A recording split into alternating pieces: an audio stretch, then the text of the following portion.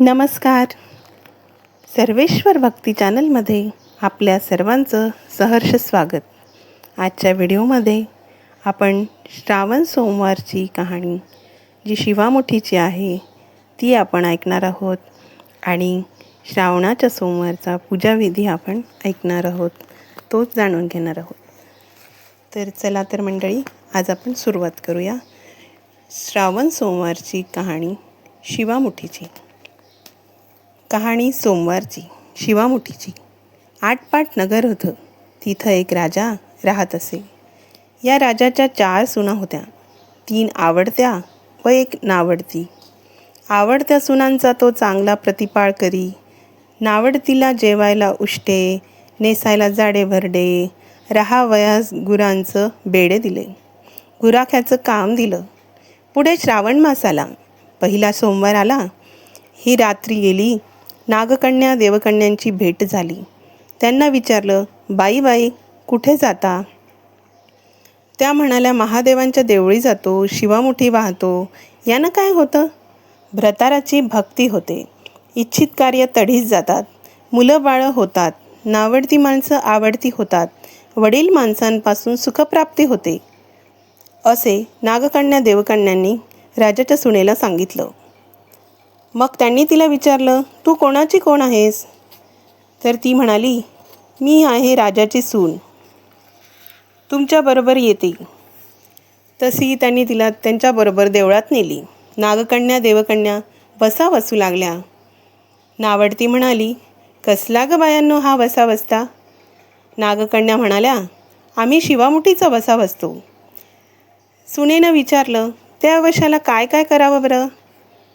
त्यांनी सांगितलं, मूठ चिमूट तांदूळ घ्यावे, शिवराई सुपारी घ्यावी, गंधफूल घ्यावं, 2 बेलाची पानं घ्यावी, मनोभावे पूजा करावी आणि हाती तांदूळ घ्यावे आणि तोंडाने म्हणावे, शिवा शिवा महादेवा, माझी शिवामूठ ईश्वरा देवा, सासू सासऱ्या दिरा भावा, ननंदा जावा, भ्रतारा नावडती आहे, ती आवडती कर रे देवा, असे म्हणून तांदूळ वाहावेत. संध्याकाळपर्यंत उपवास करावा. उष्टमाष्ट खाऊ नये. दिवसा निजू नये. उपवास नाही निभावला तर दूध प्यावे. संध्याकाळी आंघोळ करावी. देवाला बेल वाहावा आणि मुकाट्याने जेवण करावं. हा वसा 5 वर्ष करावा. पहिल्या सोमवारी तांदूळ, दुसऱ्यास तीळ, तिसऱ्यास मूग, चौथ्यास जव आणि 5वा आला तर सातू शिवामुठीसाठी घेत जावेत. पहिल्या सोमवारी सगळं साहित्य देवकन्यांनी नागकन्यांनी सुनेला दिलं आणि दुसऱ्या सोमवारी तिला घरून आणण्यास सांगितलं. त्या दिवशी हिने मनोभावे पूजा केली. सारा दिवस उपवास केला. जावा ननंदांनी उष्टमाष्ट पान दिलं ते तिने गाईला घातलं. शंकराची आराधना केली आणि दूध पिऊन निजून राहिली. पुढे दुसरा सोमवार आला. नावडतीने घरातून सर्व सामान मागून घेतलं. पुढे रानात जाऊन नागकन्या देवकन्यांबरोबर पूजा केली आणि शिवा शिवा माझी शिवामूठ ईश्वरा देवा, सासू सासऱ्या दिरा भावा, ननंदा जावा, भ्रतारा नावडती आहे, ती आवडती कर रे देवा, असं म्हणून तिने तीळ वाहिले. सारा दिवस उपवास केला. शंकराला बेल वाहिला. दूध पिऊन निजून राहिली. सासऱ्यांनी संध्याकाळी विचारलं, तुझा देव कुठे आहे? नावडतीने सांगितले, माझा देव फार लांब आहे. वाटा फार कठीण आहेत. काटे कुठे आहेत. साप आहेत, वाघ आहे. तिथे माझा देव आहे. पुढे तिसरा सोमवार आला. पूजेचं सामान घेतलं. देवाला जाऊ लागली. घरची माणसे मागे चालली. नावडते, तुझा देव दाखव म्हणून म्हणू लागली. नावडतीला रोजचा सराव होता. तिला काहीच वाटले नाही. घरच्यांना मात्र काटेकुटके पुष्कळ लागले. त्यांना नावडतीची दया आली. आजपर्यंत रानात कशी येत असेल कोण जाणे. नावडतीला चिंता पडली. देवाची प्रार्थना केली. देवाला तिची करुणा आली. नागकन्या देवकन्या ह्यांसह वर्तमान देऊळ सुवर्णांचं झालं. रत्नजडितांचे खांब झाले. हंड्या लागली, झुंबर लागली, स्वयंभू महादेवाची पिंडी झाली.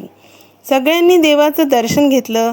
नावडती पूजा करू लागली, गंधफूल वाहू लागली आणि नंतर मूग घेऊन शिवा शिवा महादेवा, माझी शिवामूठ ईश्वरा देवा, सासू सासऱ्या दिऱ्या भावा ननंदा जावा, भ्रतारा नावडती आहे ती आवडती कर रे देवा, असे म्हणून शिवाला मूग वाहिले. राजाला मोठा आनंद झाला. नावडतीवर प्रेम झालं. नावडतीला त्यांनी दागिने ल्यायला दिले. खुंटीवर पागोटे ठेवून राजा तळ पाहावयास गेला. नावडतीची पूजा झाली. ती झाल्यावर घरची माणसे बाहेर पडली. इकडे देऊळ अदृश्य झालं. राजा परत आला तेव्हा माझं पागोटं देवळी राहिले आहे असं सांगितलं. देवळाकडे तो आणायला गेला. तेथे एक छोटंसं देऊळ आहे. तिथे एक लहान पिंडी आहे. त्यावर आपण केलेली पूजा आहे आणि जवळ खुंटीवर आपलं पागोटं आहे. तेव्हा राजाने सुनेला विचारलं, हे असं कसं झालं? माझा गरिबाचा हाच देव. मी देवाची प्रार्थना केली आणि त्यांनी तुम्हास दर्शन दिलं. सुनेमुळे देव भेटला म्हणून राजाने तिला पालखीत घालून घरी आणली. नावडती होती ती आवडती झाली. जसा तिला शंकर प्रसन्न झाला तसा तो तुम्हा आम्हास होवो. ही 60 उत्तराची कहाणी 5 उत्तरी सफळ संपूर्ण. तर मंडळी, आजचा व्हिडिओ आपल्यास आवडला असेल तर आपण लाईक करा, शेअर करा आणि सबस्क्राईब करा. धन्यवाद.